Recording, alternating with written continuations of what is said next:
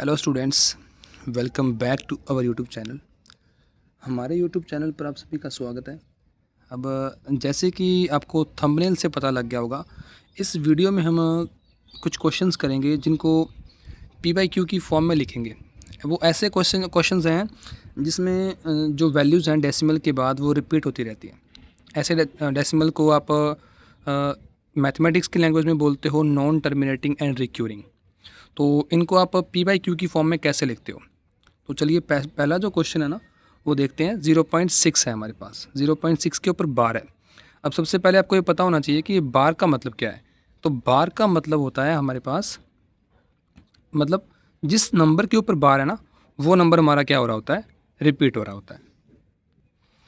तो यहाँ पे हमारे पास जो बार है वो 0.6 के ऊपर है। तो जब सोल्यूशन करेंगे, देखो अब 0.6 के ऊपर बार है तो इसका मतलब क्या है कि 0.666 ये ख़त्म नहीं हो रहा, आगे चलता जा रहा है। ठीक है, तो हम लेट कर लेंगे। देखो सॉल्यूशन में लेट कर लो कि x इज़ इक्वल टू हमारे पास हो गया 0.666, मतलब या फिर इसको बोल सकते हो कि 0.6 के ऊपर बार के इक्वल है ये। ठीक है, तो इसको मैं इक्वेशन 1 लेके चलूँगा। तो इसके बाद नेक्स्ट जो है, नेक्स्ट स्टेप में हम क्या करेंगे, देखो अब मैं दोनों साइड अगर 10 से मल्टीप्लाई कर दूं तो मैं लिखूंगा बाय मल्टीप्लाइंग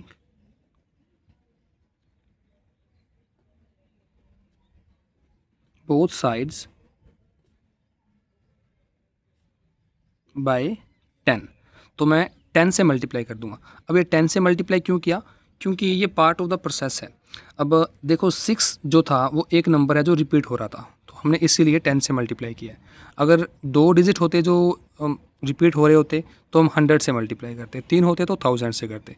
तो वो वाला क्वेश्चन भी हम करेंगे। देखो तो 0.6 के ऊपर बार है, ये वाला क्वेश्चन हम कैसे करेंगे। देखो अब दोनों साइड अगर मैं 10 से मल्टीप्लाई कर रहा हूँ तो मैं लिखूँगा 10 मल्टीप्लाई एक्स इक्वल टू मैं लिखूँगा 10 मल्टीप्लाई 0.666, और ये मतलब कि चलता जा रहा है आगे। ठीक है, कंटिन्यू है।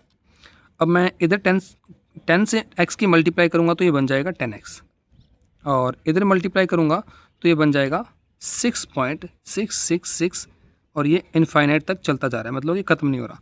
अब ये 6 आगे कैसे आया? ये तो आपको बेसिक प्रॉपर्टी पता है कि डेसिमल नंबर को अगर आप ज़ीरो वाली संख्या से 10 से 100 से 1000 से मल्टीप्लाई करते हैं तो जितनी ज़ीरोज़ हैं, जैसे 10 में 1 ज़ीरो होती है तो एक डिजिट लेफ़्ट में आ जाता है पॉइंट के, तो 6 एक इधर आ गया। अब 6 देखो अनलिमिटेड थे, अगर एक 6 इधर ले भी आए तो कोई फ़र्क नहीं पड़ेगा इसको। अब इसको मैं क्या लिख सकता हूँ, 10x लिखा इज इक्वल टू 6.666 को मैं क्या लिख सकता हूँ, इसको लिख सकता हूँ 6 प्लस 0.666 समथिंग, ये चलता जाएगा। ठीक है, अभी ये तो ये वाली जो वैल्यूज़ है इसको वैल्यू को देख के आपको कुछ माइंड में आया? जो फर्स्ट इक्वेशन है ये क्या थी, 0.66 की वैल्यू थी, क्या थी, x। तो हम लिखेंगे फ्रॉम इक्वेशन 1। अब इक्वेशन 1 से क्या है, इक्वेशन 1 से हम इसकी जगह पे क्या लिख सकते हैं, x लिख सकते हैं। तो मैं यहाँ पे लिखूँगा 10x is equal to 6 plus में x। अब ये x इस साइड में क्या है, प्लस का है, पॉजिटिव है, और इक्वल टू के साइन के लेफ्ट साइड में लेके जाओगे या राइट में लेके जाते हो तो साइन क्या होता है, चेंज होता है ना। तो साइन चेंज हो जाएगा, 10x में से क्या माइनस हो जाएगा, x को मैं इधर ले आया। ठीक है, तो इधर बच गया मेरे पास 6। अभी नेक्स्ट 10x में से x का कितना रह गया, 9x इज इक्वल टू में क्या है, 6। x इज इक्वल टू क्या आ जाएगा, 6/9। मतलब अगर मैं 6 ये 9 इधर मल्टीप्लाई में था ना, ये 6 के बाई में आ गया। अभी 6 और 9 में कुछ कॉमन है तो हम इनकी कटिंग करेंगे, कट करेंगे इनको सेम टेबल पे। 3 के टेबल पे 3 टू जा कितना होता है 6, और 3 जा कितना होता है 9, तो कितना आ जाएगा 2/3। ये हमारा क्या है, आंसर है। तो पी बाई क्यू की फॉर्म में आ गया। तो हम लिख सकते हैं कि 0.6 के ऊपर bar has P by Q form as, कैसे है उसकी पी बाई क्यू फॉर्म, 2/3 किसके इक्वल है, 0.6 के ऊपर बार। ठीक है, उम्मीद करता हूँ यह समझ आया होगा। अभी नेक्स्ट क्वेश्चन करेंगे। देखो इसी में नेक्स्ट क्वेश्चन हमारे पास आता है, सेकंड क्वेश्चन हम कर रहे हैं। ये आपको 9th क्लास के मैथ्स में देखने को मिलेंगे ये वाले क्वेश्चन। तो नेक्स्ट क्वेश्चन हम लेके चल रहे हैं। देखो, हमने सिंगल डिजिट ले लिया, अभी हम डबल या ट्रिपल डिजिट लेके देखते हैं। जैसे कि मैंने दिया 0.001, इसके ऊपर बार लेता हूँ। अब 0.001 के ऊपर बार है, मतलब 0.001, ये 001 क्या हो रहा है, रिपीट हो रहा है। ये किसके इक्वल है, ये इक्वल है 0.001, 001, 001 और आगे रिपीट होता रहेगा इनफाइनाइट तक, मतलब कि अनंत तक, कभी ख़त्म नहीं होगा। तो वही इसका भी अगर आप सोल्यूशन करोगे तो लिखेंगे लेट, सेम प्रोसीजर है, let x is equal to 0.001, इसके ऊपर बार लगी है, ठीक है। और इसको आप ये भी लिख सकते हो 0.001, 001 और आगे चलता जाएगा, ठीक है। तो नेक्स्ट स्टेप आपको पता है। अब इसमें कितने डिजिट रिपीट हो रहे हैं, 1 2 3, तो मैं कितने से मल्टीप्लाई करना पड़ेगा, 1000 से। तो मैं करूँगा बाय मल्टीप्लाइंग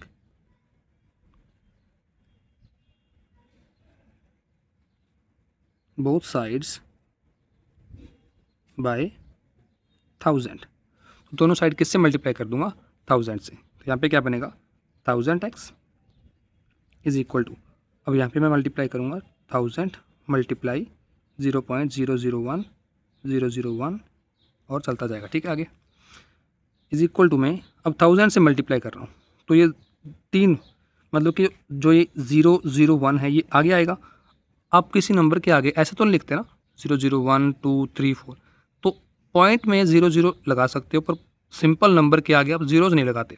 तो ये वाली 2 जीरोस हम नहीं लिखेंगे, तो यहाँ पे क्या लिखेंगे 1.001, 001 और ये एज इट इज़ चलता जाएगा। ये बन गया 1000x। अब एक चीज़ आप देखो, तो इसको मैं क्या लिख सकता हूँ, इसको लिख सकता हूँ 1 + 0.001, 001 और ये एज इट इज़ चलता जाएगा। इधर कितना था, 1000x। अभी ये किसकी वैल्यू थी, ये वैल्यू थी हमारे पास x की। तो मैं यहाँ पे लिखूँगा 1000x इज इक्वल टू 1 + इसकी जगह पे लिख सकता हूँ मैं x, क्योंकि इक्वेशन क्या थी 1। यहाँ पे आप लिख भी सकते हो फ्रॉम इक्वेशन 1, इसको इक्वेशन 1 लेके चल सकते हो आप, ठीक है, जो ऊपर करी थी हमने। तो ये 1 के प्लस में x इस साइड आएगा तो माइनस हो जाएगा, 1000x minus x is equal to 1। अब 1000 में से 1 जाता है तो कितना बचता है, 999, 999x इज इक्वल टू कितना आया 1। x की वैल्यू कितनी आ गई, 1/999। ये क्या है हमारा आंसर। तो 0.001 का हैज़, इसकी क्या है p/q फॉर्म एज कितने आ जाएगी 1/999 इज इक्वल टू किसके है 001, ठीक है। तो ये इसकी p/q फॉर्म है। उम्मीद करता हूँ ये समझ आया होगा। तो इसी तरह हम ये क्वेश्चंस सॉल्व कर सकते हैं। अभी एक एग्जांपल और लेके चलते हैं आप, नेक्स्ट क्वेश्चन देखते हैं क्या है। तो नेक्स्ट क्वेश्चन क्या है, 0.47 और 7 के ऊपर बार है। अब की बार 4 के ऊपर बार नहीं है, 7 के ऊपर बार है। तो अगर इस तरह का क्वेश्चन आ जाए तो इसे कैसे करेंगे, सेम प्रोसीजर है, कोई कुछ भी इसमें डिफरेंस आने वाला नहीं है। देखो क्या करेंगे, वही पहले same let x is equal to 0.47 के ऊपर क्या मान लोगे बार, इसको मैंने क्या मान लिया x मान लिया।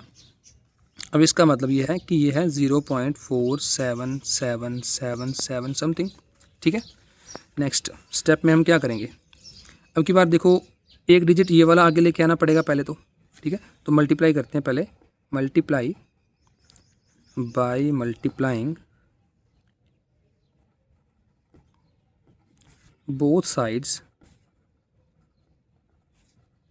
बाय 10 से मल्टीप्लाई कर दो। तो वही बात है, अगर एक डिजिट रिपीट हो रहा है तो आपने 10 से मल्टीप्लाई करना है। तो मैं 10 से मल्टीप्लाई कर रहा हूँ, 10 × x इज इक्वल टू में क्या आ जाएगा 10 × 0.4777 समथिंग चलता जाएगा, ठीक है।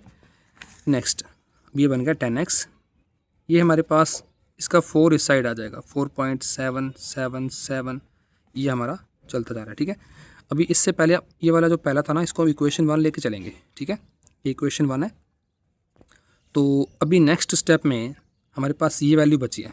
ठीक है, तो इसको हम क्या करेंगे, देखो अगर इसको मैं इक्वेशन 2 मान लूँ और जो पहली इक्वेशन थी उसको मैं 2 में से माइनस कर दूँ, देखो मैं करूँगा बाय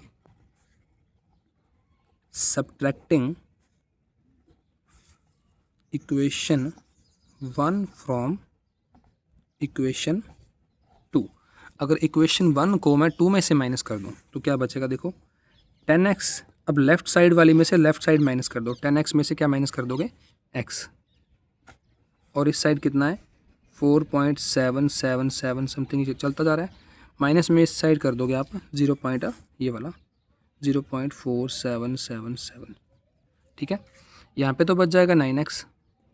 अब इधर क्या है, इसको कैसे माइनस करोगे, यहाँ पे लिख लेते हैं 4.777 लाइन लगा के लिख लेते हैं। ठीक है, तो इसमें से माइनस कर रहा हूँ मैं 0.4777 ये वाला आगे। अब पीछे से अगर आप 7 माइनस करते जाओगे तो पीछे का क्या बचता जाएगा, 0 0 0 ये बचेंगे। ठीक है, और यहाँ पे क्या आएगा, 7 में से 4 गए 3, पॉइंट का पॉइंट लगा दिया मैंने, 4 में से 0 गए 4, कितना बच गया 4.30। ये 0 पीछे वाली सिर्फ आपको शो करने के लिए, आपको लगाने की ज़रूरत नहीं है। तो मेरे पास कितना बच जाएगा 4.3। ठीक है, अब 4.3 है, इसको मैं लिख सकता हूँ 43/10। इधर कितना है 9x। x is equal to क्या आ जाएगा 43 ये 9 नीचे आके 10 से मल्टीप्लाई हो जाएगा, मतलब 43/90। तो x की वैल्यू क्या आ गई 43/90। तो ये हमारी क्या है p/q फॉर्म। भाई लिख दोगे कि 0.47 के ऊपर bar has p/q form as equal to क्या लिखोगे 43/90। ये किसके इक्वल है 0.47 के ऊपर बार। तो उम्मीद करता हूँ ये क्वेश्चन आपको समझ आया होगा। इजी क्वेश्चन है, सेम स्टेप्स से चलेंगे तो समझ आएंगे। उम्मीद करता हूँ ये क्वेश्चन आपको अच्छे से समझ आ गया होगा। अब इसमें आपका डाउट नहीं रहा होगा, इस तरह के सारे क्वेश्चन आप आसानी से कर पाओगे। ठीक है, तो इस वीडियो में इतना ही। नेक्स्ट और किसी कंसेप्ट से मिलते हैं नेक्स्ट वीडियो में। तब तक stay tuned and stay watching. Thank you students.